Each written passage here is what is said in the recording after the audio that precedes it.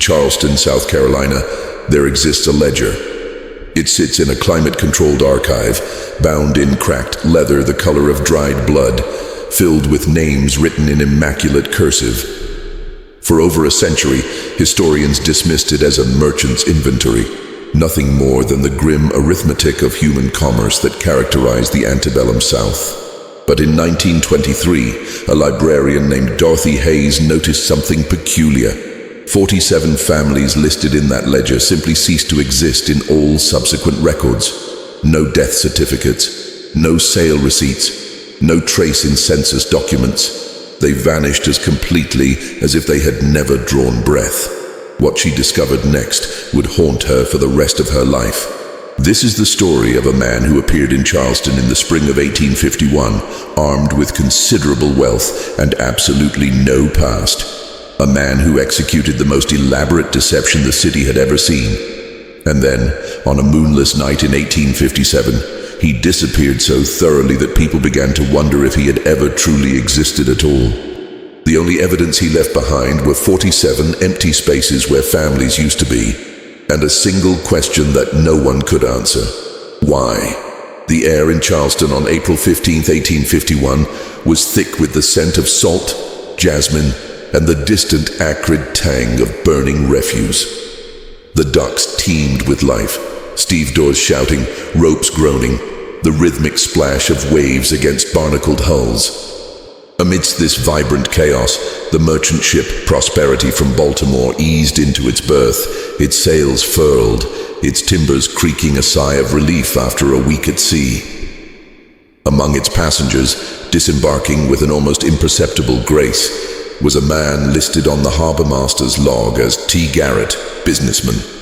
He was not a man who drew immediate attention, yet he possessed an undeniable presence. Perhaps 40 years of age, though his face, with its high cheekbones and deep-set intelligent eyes, seemed to defy precise aging. His dark hair, neatly combed, showed only a few strands of silver at the temples. His clothing, a well-tailored dark suit, a crisp white shirt, and a modest cravat, spoke of quality without ostentation. He carried a single sturdy leather valise, and his gaze as he surveyed the bustling port city was one of quiet observation, taking in every detail without betraying a flicker of surprise or judgment. Charleston, a city built on the ebb and flow of commerce and the rigid structure of its society, welcomed businessmen with an open, if discerning, hand. Money spoke a universal language, and Garrett, it quickly became apparent, possessed a considerable fortune. Yet what truly set him apart was not his wealth, but his profound, almost unsettling silence regarding his past.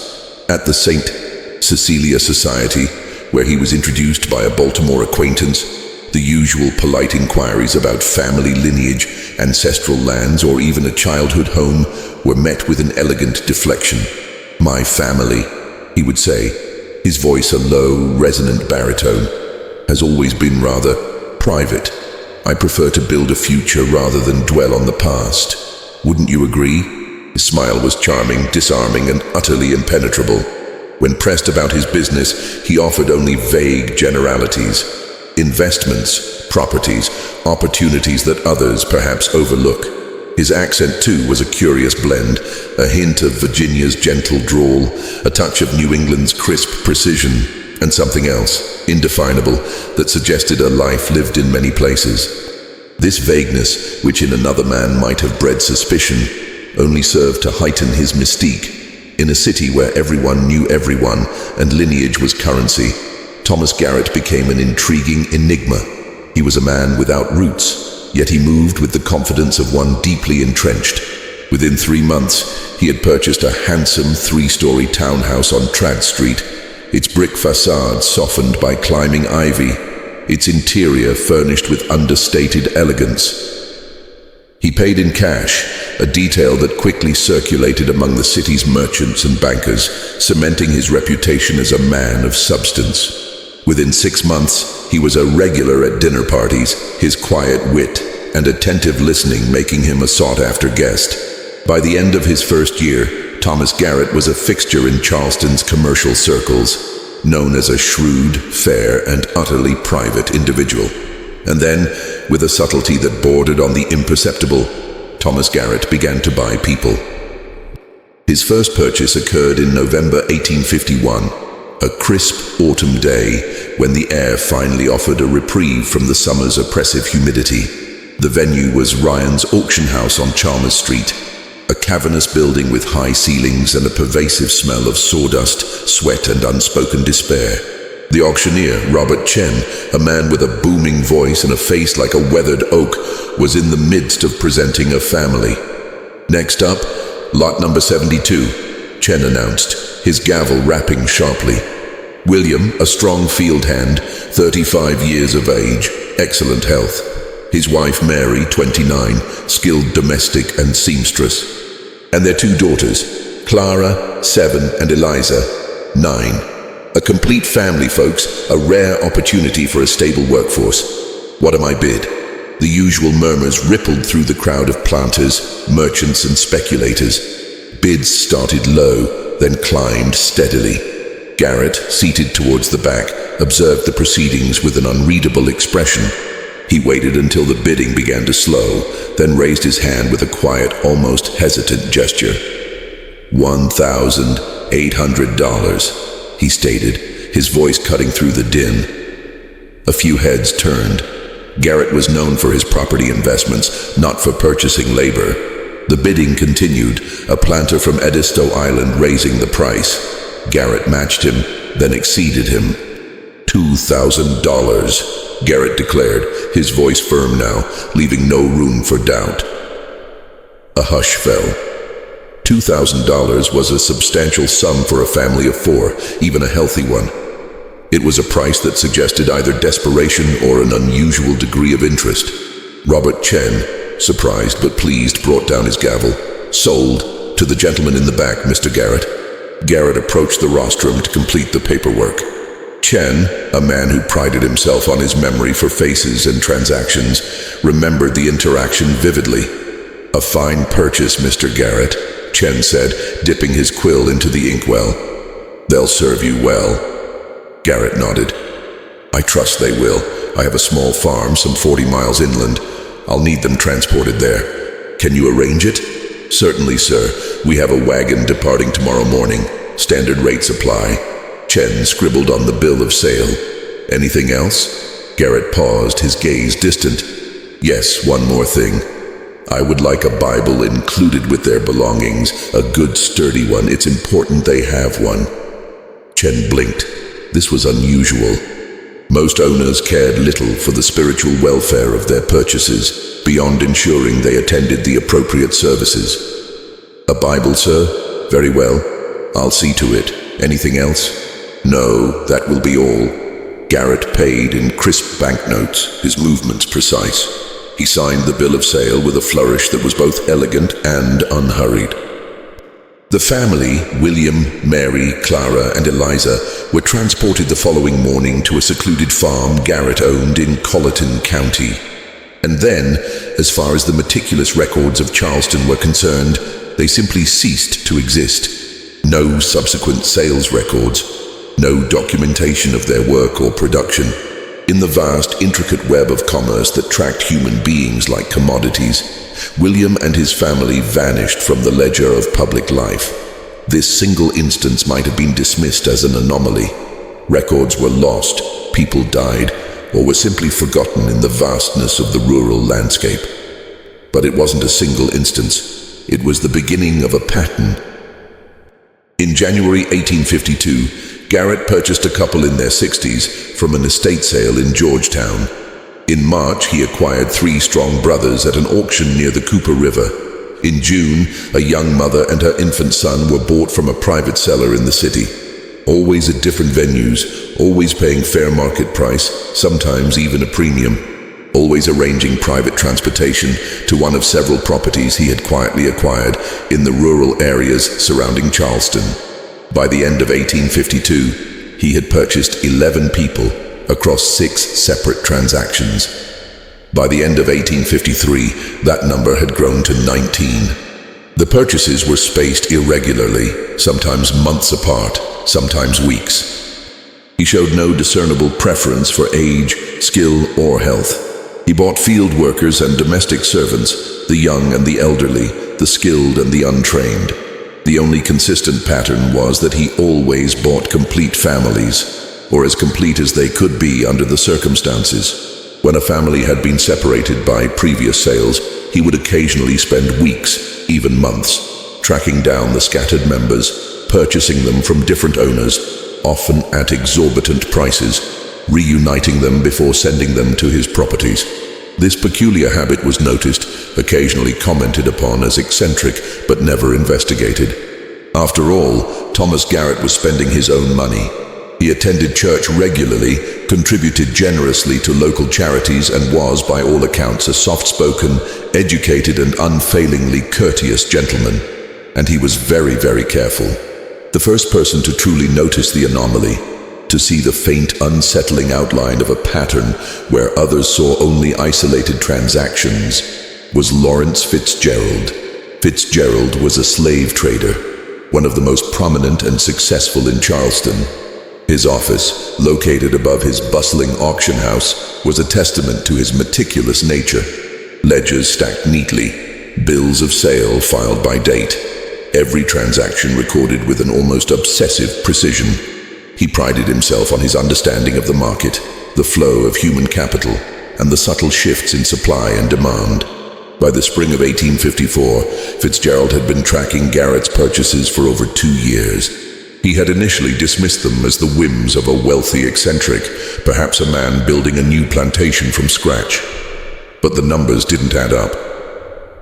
"I keep records, George," Fitzgerald confided to his business partner, George Whitfield, one evening over a decanter of sherry in his study. Whitfield, a portly banker with a perpetually worried expression, listened patiently. "Detailed records. And I've noticed that Garrett has purchased 23 individuals from various sellers in the past 3 years. But here's what's strange. He's never sold a single one, not one. Never hired them out. Never used them as collateral for loans. For a businessman, George, that makes no economic sense whatsoever." Whitfield stroked his chin. "Perhaps he's building up labor for a large project. Clearing land, constructing buildings, a new rice plantation perhaps. For 3 years, without producing anything, without any visible progress?" Fitzgerald shook his head, a frown deepening on his brow. "I've made inquiries. Discreet ones, mind you. I've asked people who live near his properties. They say the farms are quiet. Small vegetable gardens, some chickens, but nothing that would require that much labor. No cotton plantations, no tobacco fields being cleared. Nothing that would justify such an investment in human capital." "What are you suggesting, Lawrence?" Whitfield asked, a hint of unease in his voice. Fitzgerald swirled the sherry in his glass, watching the amber liquid catch the lamplight. "I'm not sure. But a man doesn't spend over $40,000 on property and another $5,000 on labor without expecting a return. Either Garrett is the worst businessman in Charleston, or he's doing something we're not seeing. Something hidden. Should we be concerned? I don't know yet," Fitzgerald admitted, his gaze fixed on the flickering flame of the gaslight. "But I intend to find out." Garrett owned 5 properties in the rural counties surrounding Charleston. On paper, they were modest farming operations: cotton, tobacco, some vegetables. Nothing remarkable. The land deeds were properly filed. The property taxes were paid promptly. Everything appeared perfectly legitimate. But the properties had something unusual in common. They were all extraordinarily isolated. The first property, a 70-acre farm in Colleton County, sat at the end of a winding dirt road, almost swallowed by dense pine forest. The nearest neighbor was 3 miles away, a reclusive farmer who rarely ventured beyond his own fields. The second, a smaller plot in Berkeley County, backed onto impenetrable swampland, its borders marked by cypress knees and the mournful cries of unseen birds. The third occupied a narrow valley between 2 steep wooded hills, invisible from any main road, accessible only by a barely discernible track. The fourth and fifth were similarly secluded, chosen with what seemed like deliberate intent to avoid observation, to exist outside the casual gaze of the world. Garrett visited these properties regularly, usually departing Charleston in the early morning, his carriage wheels kicking up dust on the unpaved roads, and returning after dark, his face obscured by shadow. He always traveled alone, driving a modest, unadorned carriage, carrying supplies that seemed to consist mostly of sacks of grain, tools, and occasionally crates of books. When neighbors occasionally encountered him on these journeys, he was pleasant but brief, offering a polite nod or a quick, non-committal answer to any query. He never invited anyone to visit. He never discussed what work was being done or what crops were being produced. And crucially, no one from these properties ever came to town. In the rural South of the 1850s, this was highly unusual. Even on the most isolated farms, enslaved people were sometimes sent to town for supplies, or hired out for temporary work, or sold when finances demanded. But no one from Garrett's properties ever appeared at market.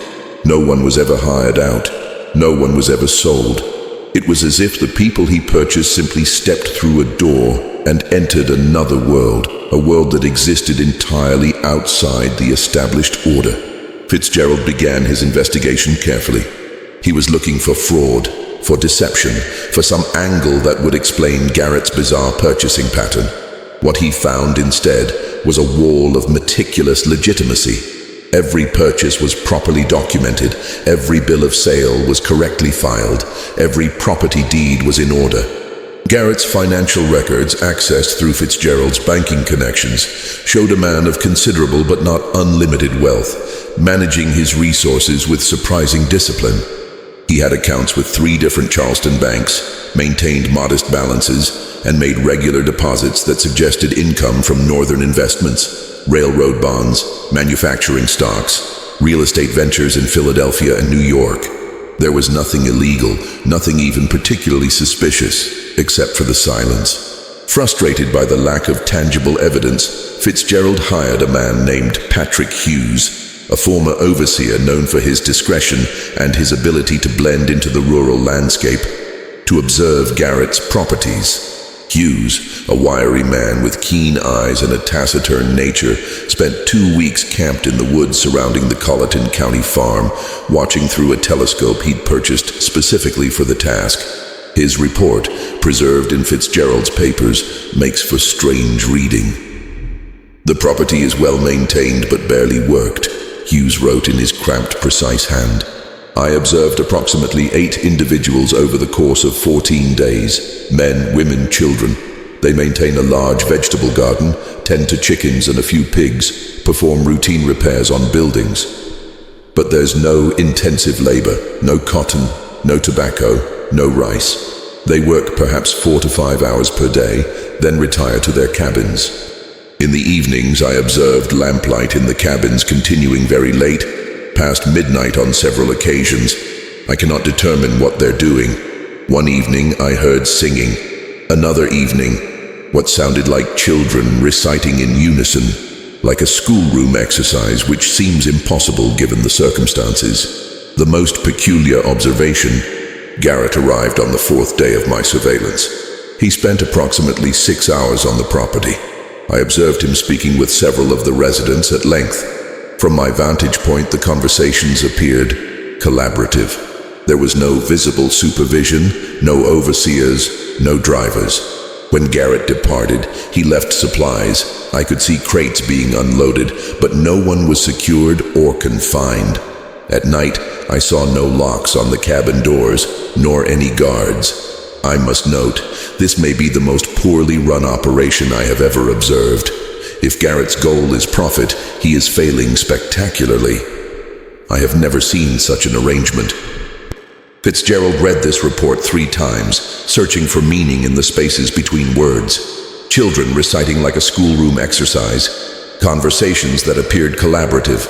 No locks. It was impossible. And yet Hughes was a reliable observer, a man whose entire career had been built on noticing details that others missed. Fitzgerald conducted similar surveillance on 2 other Garrett properties. The reports were nearly identical. Minimal work, strange hours, unusual freedom of movement, and, most baffling of all, No apparent productivity in the traditional sense. "He's hiding something," Fitzgerald told Whitfield, tapping the report. "I just can't determine what." In October 1854, Margaret Hensley hosted one of Charleston's most anticipated social events of the season, a dinner party celebrating her daughter, Caroline's engagement to a promising young lawyer. Thomas Garrett was among the invited guests, his presence now an accepted, if still slightly mysterious, part of the city's elite gatherings. Caroline, then 17 years old, would later provide the most detailed account of what happened that evening. The dinner proceeded normally through the first 4 courses. Conversation flowed easily, touching on politics, the latest shipping news, the upcoming social season, and the usual pleasantries. Garrett, as always, was a polite and attentive listener, offering thoughtful comments when prompted, but never dominating the conversation. Then, over dessert, a delicate syllabub and spiced pears, one of the guests, a prominent plantation owner named Henry Sutton, began complaining about the perennial difficulty of maintaining discipline among his workforce. Sutton, a man whose wealth was matched only by his bluster, had clearly enjoyed the wine. "They've become increasingly difficult, I tell you," Sutton declared, his face flushed. "Lazy, resistant, prone to running off at the slightest provocation. Last month, I had to sell 3 of them just to make an example. Can't have that kind of insubordination spreading, can we?" Several guests murmured agreement, nodding sagely. This was common dinner conversation among Charleston's elite, the challenges of managing their human property, discussed with the same casual tone one might use to discuss managing livestock or maintaining machinery. Thomas Garrett, who had been quietly enjoying his dessert, set down his fork with a soft clink against the porcelain plate. "May I ask you something, Mr. Sutton?"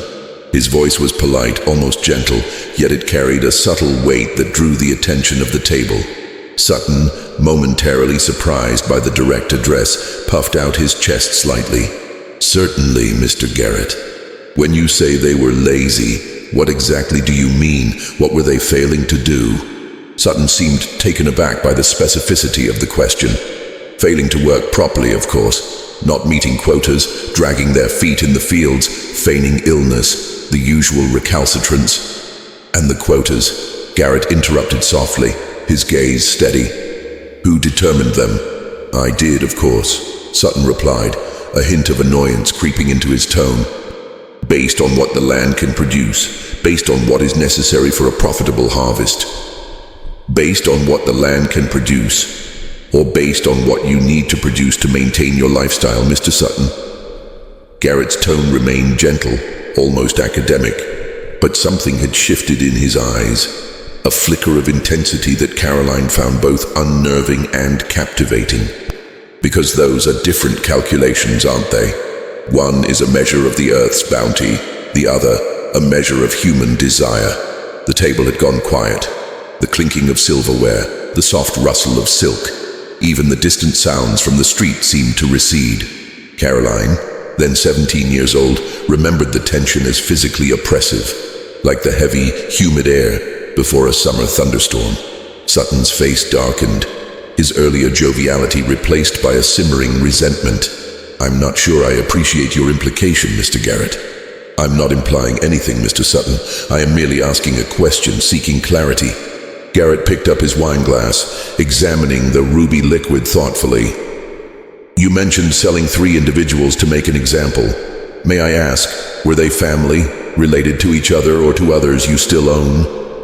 "2 were brothers," Sutton admitted grudgingly. "The third was unrelated, a troublesome fellow." "And where are the brothers now, still together?" "I have no idea," Sutton scoffed. "They were sold at auction. Different buyers, I imagine. It's not my concern once the transaction is complete." Garrett nodded slowly, as if confirming something he'd already suspected, a quiet sadness entering his eyes. "So, to address your discipline problem, you separated a family and ensured that 2 brothers, who had likely never been apart in their entire lives, would never see each other again. And you're surprised that the remaining individuals on your plantation might feel less inclined to work with enthusiasm, less inclined to trust, less inclined to see their labor as anything but a burden." The silence that followed was absolute, broken only by the ticking of the grandfather clock in the hall. Sutton, speechless with indignation, merely stared at Garrett, his mouth slightly agape. Margaret Hensley, the hostess, quickly intervened, steering the conversation to a safer topic, but the moment hung in the air. A stark, uncomfortable truth laid bare. Caroline, watching Garrett, saw not a man trying to provoke, but a man genuinely seeking understanding, or perhaps making a quiet, profound statement. It was a glimpse into a mind that operated on a different plane than the society around him. A mind that saw the human cost where others saw only economic figures.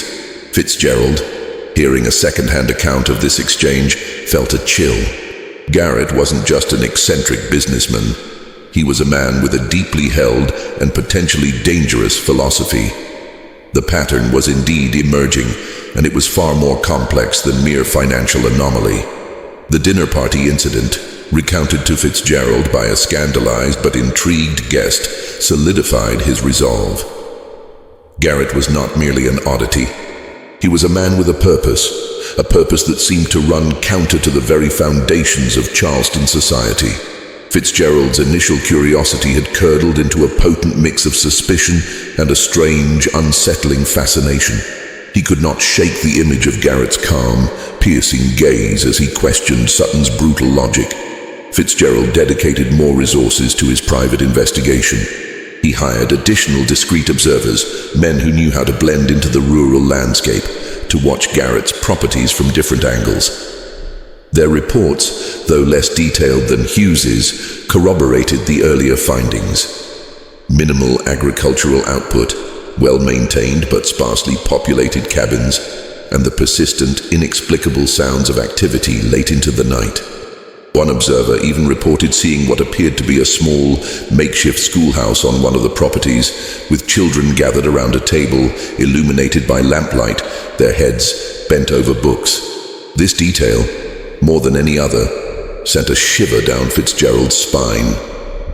Education for enslaved people was not only discouraged, in many parts of the South it was illegal. Fitzgerald began to suspect that Garrett was not working alone. Such an elaborate, sustained operation, requiring constant vigilance and careful coordination, would be impossible for one man. He started looking for the subtle threads of a network.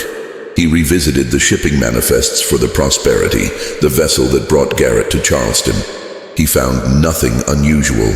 But then he looked at the manifests for the goods Garrett regularly ordered. Large quantities of flour, salted meats, cloth, tools, and notably an unusual number of books, not just Bibles but primers, histories, and even works of literature, all addressed to a series of anonymous post office boxes in rural towns near his properties. The deliveries were always handled by the same small independent freight company, Riverside Haulage, owned by a taciturn man named Silas Croft.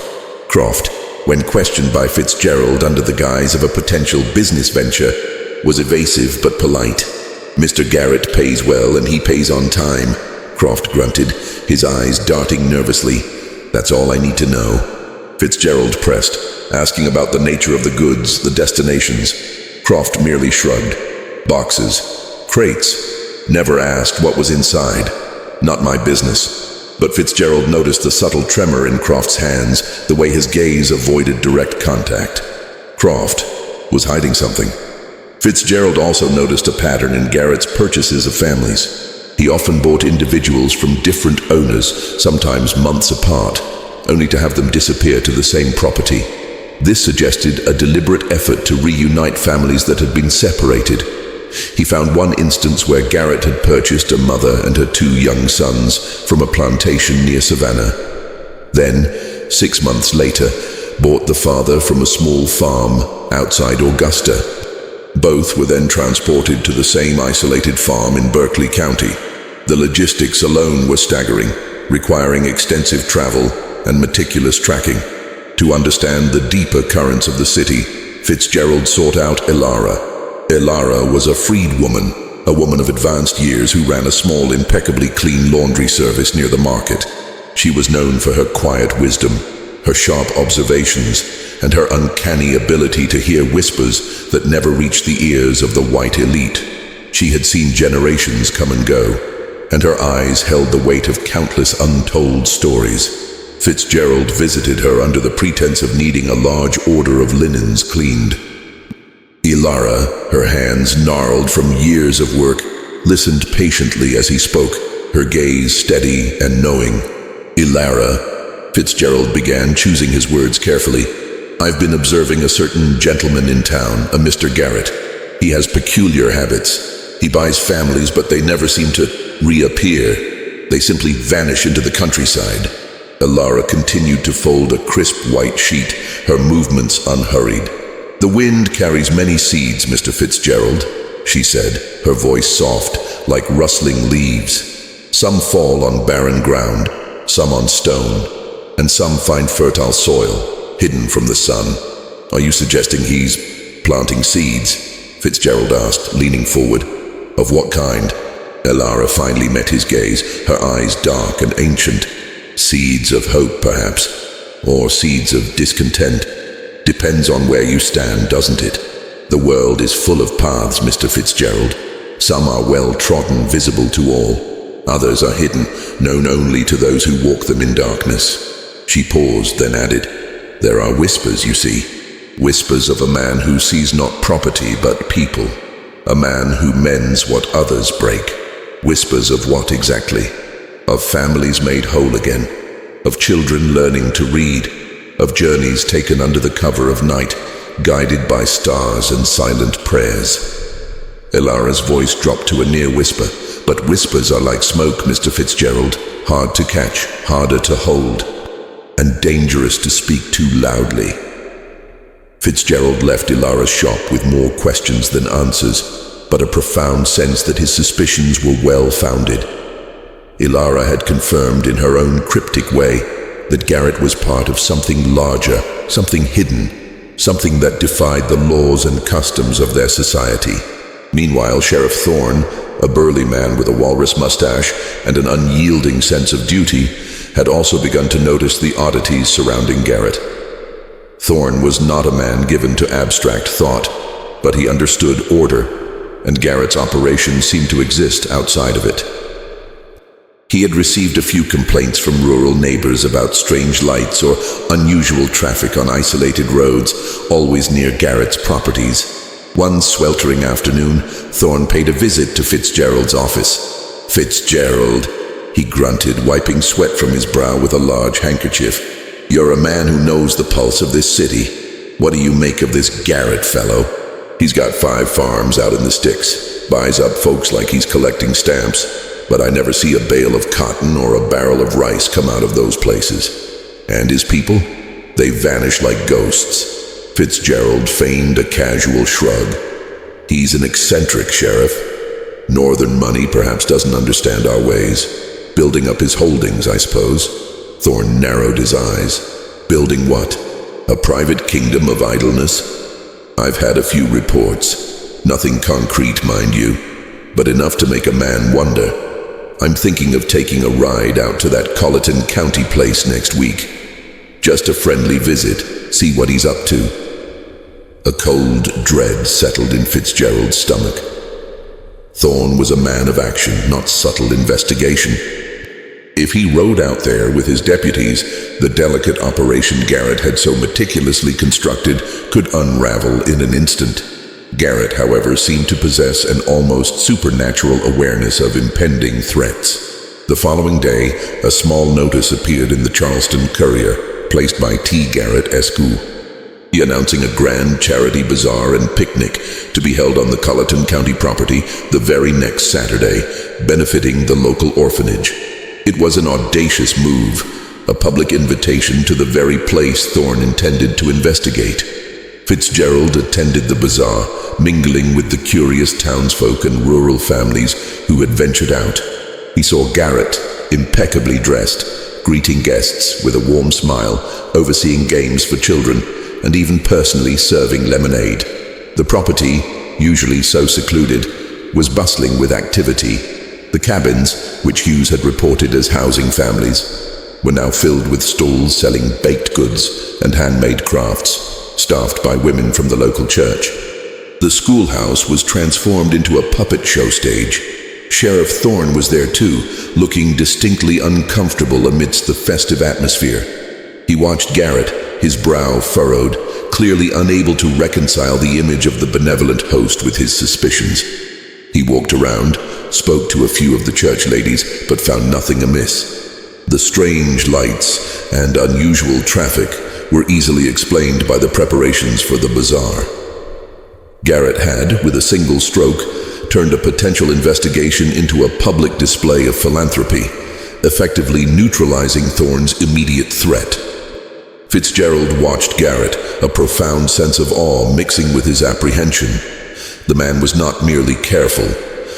He was brilliant, anticipating threats and turning them into opportunities. But the incident only deepened Fitzgerald's moral dilemma. He was a man of the law, a pillar of the community, and yet he was now complicit in a secret that challenged everything he stood for. The whispers Alara spoke of, the paths unseen, were becoming clearer, and Fitzgerald found himself walking a tightrope between his conscience and the rigid demands of his society. The charity bazaar was a masterstroke, but it was also a temporary reprieve. Fitzgerald knew that Sheriff Thorne, though momentarily placated, was not entirely convinced. The questions surrounding Garrett would persist, and eventually the delicate web of secrecy would fray. Fitzgerald found himself increasingly consumed by the enigma of Thomas Garrett. His nights restless, his days filled with a gnawing unease. He was no longer merely an investigator, he was a man grappling with a profound moral conflict. He decided he had to speak with Garrett directly, not as an interrogator, but as a man seeking understanding. He sent a discreet note to Garrett's Trad Street townhouse, requesting a private audience on a matter of mutual interest. Garrett's reply was prompt and cordial, inviting Fitzgerald for an evening visit. The evening was humid, the air heavy with the promise of a summer storm. Fitzgerald arrived at Garrett's townhouse, the gas lamps casting long shadows on the cobblestone street. He was ushered into Garrett's study, a room filled with books, maps, and a faint scent of pipe tobacco and old leather. Garrett rose from behind a large mahogany desk, a polite smile on his face. "Mr. Fitzgerald," Garrett said, extending a hand, "to what do I owe the pleasure? I confess, I am intrigued by your request for a matter of mutual interest." Fitzgerald took the offered seat, his gaze sweeping over the room, searching for clues, for any sign of the hidden life Garrett led. "Mr. Garrett," he began, his voice steady despite the tremor in his hands, "I have been observing you." Garrett's smile did not falter. "Indeed, I had rather hoped my activities were unremarkable." "They are anything but," Fitzgerald countered, leaning forward slightly. "I have observed your purchases, your properties, the unusual nature of your operations. I have heard the whispers, Mr. Garrett, and I have seen the reports." Garrett steepled his fingers, his eyes calm and unreadable. "Reports? From whom, pray tell?" "From men I employ to observe, Mr. Garrett, men who have seen children learning to read in your cabins, men who have heard singing and recitations late into the night, men who have noted the lack of locks, the absence of overseers, the minimal labor. I know you by families, Mr. Garrett, and I know they vanish." A long silence stretched between them, punctuated only by the distant rumble of thunder. Garrett finally broke it, his voice soft, almost a murmur. "And what precisely do you believe I am doing, Mr. Fitzgerald?" "I believe," Fitzgerald said, choosing his words with care, "that you are buying families to set them free. Not just free from bondage, but free to learn, to grow, to choose their own path. And then, I believe you are helping them disappear, to find new lives where they cannot be reclaimed." Garrett regarded him for a long moment, his expression unreadable. "A rather audacious accusation, Mr. Fitzgerald, and a dangerous one in this city. Is it true?" Fitzgerald pressed, his voice barely above a whisper. Garrett rose and walked to the window, looking out at the darkening street. Truth, Mr. Fitzgerald, is often a matter of perspective. What is freedom to one man is chaos to another. What is property to some is a soul to others. He turned back, his eyes holding a profound sadness. I have seen too much brokenness in this world, Mr. Fitzgerald. Too many families torn apart, too many spirits crushed. I believe that every human being deserves the dignity of choice, the right to self-determination, and the opportunity to build a life free from the chains of another's will. But how? Fitzgerald asked, gesturing around the room. How do you do it, and why? What drives you to risk everything? Garrett walked back to his desk, picking up a small, worn, leather-bound book. The how is a matter of careful planning, discretion, and the quiet assistance of those who believe in a different path. The why. He paused, his gaze distant. The why is a longer story, Mr. Fitzgerald, one born of personal loss and a profound conviction that some injustices cannot stand unchallenged. Let us just say I have seen the devastating cost of human indifference, and I choose to act differently. He placed the book on the desk. It was a copy of Uncle Tom's Cabin, published just a few years prior, a book that was both celebrated and reviled across the nation. You are risking everything, Fitzgerald reiterated, the weight of the words heavy in the air. Your fortune, your reputation, your very life. If you are discovered, Mr. Garrett, the consequences will be severe. I am aware of the risks, Mr. Fitzgerald, Garrett replied, his voice calm. But what is life without purpose? What is wealth if it cannot be used to mend what is broken? He looked directly at Fitzgerald. Now the question is not what I am doing, but what you will do with what you know. You are a man of influence, Mr. Fitzgerald, a man who profits from the very system I seek to circumvent. Will you expose me? Will you condemn these families to a return to their former lives or worse? Or will you choose to remain silent and allow a different kind of justice to unfold? Fitzgerald felt a profound internal struggle. His entire life, his entire fortune, was built upon the institution Garrett was undermining. To expose him would be to uphold the order he knew, to protect his own interests. To remain silent would be to become an accomplice, to betray the very principles of his society. Yet the image of William and Mary, of the children learning to read, of the families reunited flashed in his mind. The quiet dignity in Garrett's eyes. I don't know, Fitzgerald admitted, his voice hoarse. This changes everything. Indeed it does, Garrett said, a faint knowing smile touching his lips. The world is rarely as simple as we wish it to be. Sometimes the greatest acts of courage are performed in silence. As if on cue, a violent crack of thunder shook the house, and rain began to lash against the windows. The storm had broken. The following week, the tension in Charleston was palpable. Sheriff Thorne, still smarting from the charity bazaar diversion, decided to act. He had received an anonymous tip, a carefully crafted letter, likely from someone in Garrett's network, designed to mislead, about suspicious activity at Garrett's most remote property, the one nestled between the two steep hills in Berkeley County. Thorne gathered a small contingent of deputies and set out, determined to find something concrete.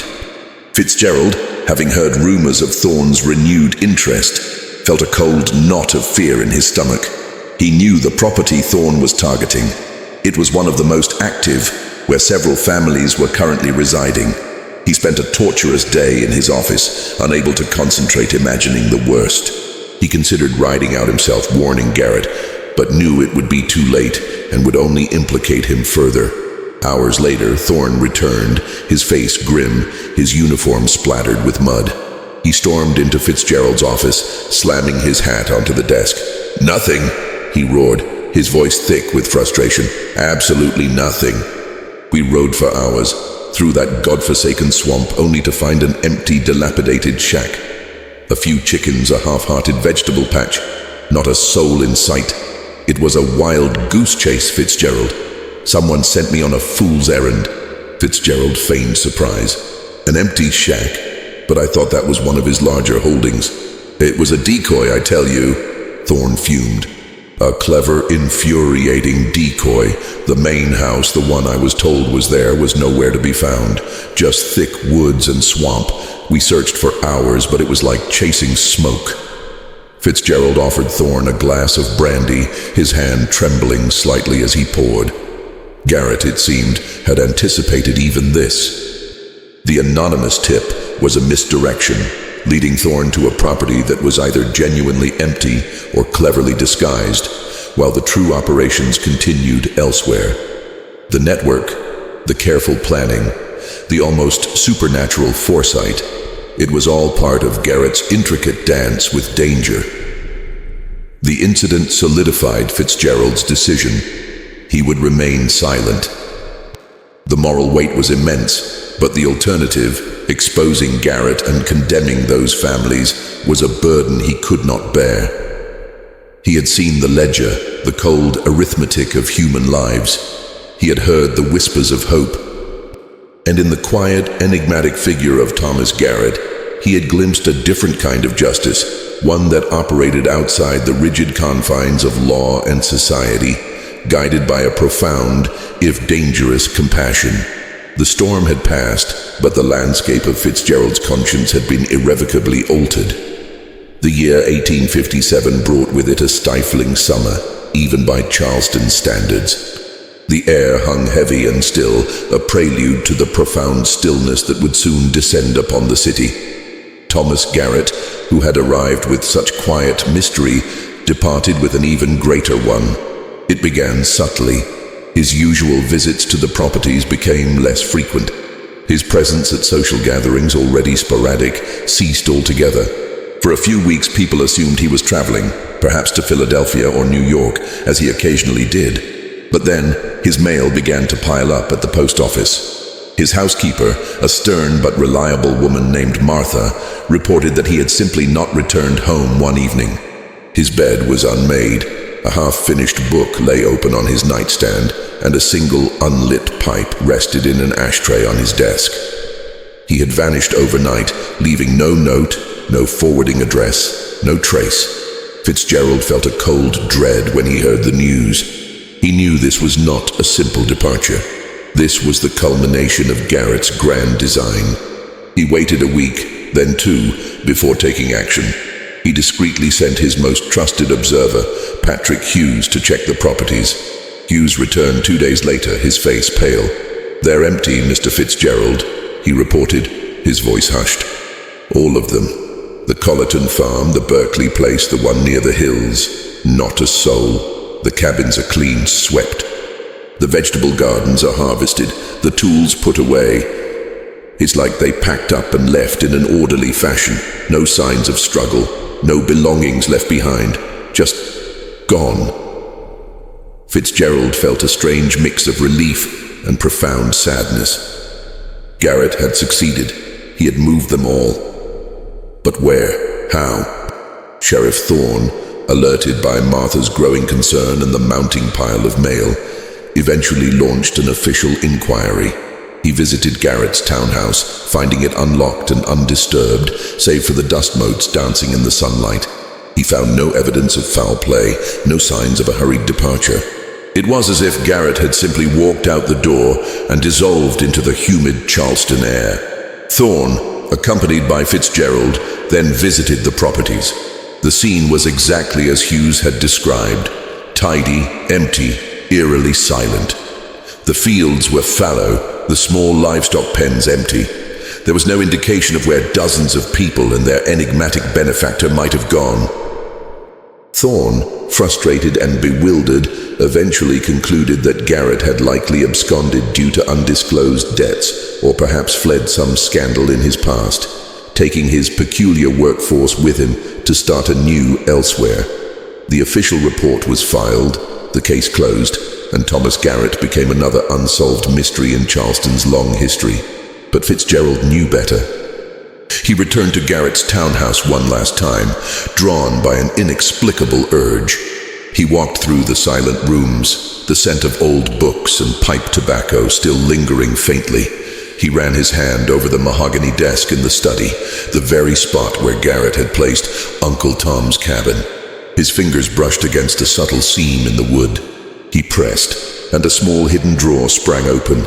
Inside, nestled amongst a few loose papers and a small tarnished silver locket, was a leather-bound ledger. It was old, its cover worn smooth, its pages filled with neat, precise cursive. Fitzgerald recognized the handwriting instantly. It was Garrett's. He opened it, his heart pounding. The ledger was not a record of financial transactions nor a list of properties. It was a meticulously kept register of names: William, Mary, Clara, Eliza. Purchased Nova, 1851. Destination, Colleton Farm. Departed, May 1857. Elias, Ruth. Purchased Jan, 1852. Destination, Berkeley Farm. Departed, June 1857. Samuel Joseph Daniel. Purchased Ma, 1852. Destination, Hillside Retreat. Departed, July 1857. Page after page, Fitzgerald read the names. 47 families. Each entry detailed the date of purchase, the original owner, the price paid, and the property they were sent to. And then, for every single family, a final entry: departed.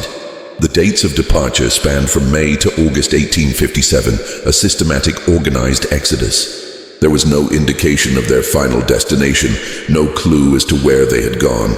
Just the stark, undeniable fact of their vanishing. Fitzgerald closed the ledger, his mind reeling. This was the proof. This was the record of Garrett's extraordinary mission. He carefully placed the ledger back in its hidden compartment, knowing that its discovery by anyone else would ignite a firestorm.